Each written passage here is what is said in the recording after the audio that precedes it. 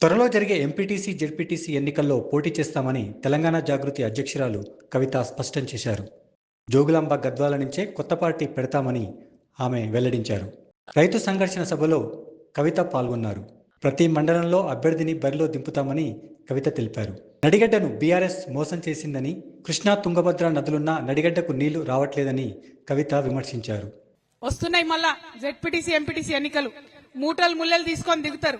నేను ఒకటే మాట చెప్తున్నా, తీసుకొని మూటలు అవి మీ నెత్తి కొట్టి సంపాదించినాయే, మీ కష్టంతో సంపాదించినాయే, తీసుకొని ఏం భయపడదు. కానీ ఓటు మాత్రం ఖచ్చితంగా జాగృతికి, రంజిత్ చెప్పిన మనుషులకు మాత్రం ఓటేయండి. ఎందుకంటే మీ గొంతుకై నిలబడతాం. ప్రతి మండలంలో జెడ్పీటీసీ క్యాండిడేట్ ని పెడతాం, బలంగా కొట్లాడతాం. ప్రతి ఊర్లో ఎక్కడెక్కడ ఎంపీటీసీ ఉంటే అక్కడ ఎంపీటీసీ క్యాండిడేట్లను పెడతాం, చాలా బలంగా కొట్లాడతాం. మరి ఆశీర్వదించమని అడగడానికి వచ్చినాం. ప్రతి ఒక్క విషయం మీద కొట్లాడతాం, ముఖ్యంగా మా ఆడబిడ్డల విషయం మీద బలంగా కొట్లాడతాం.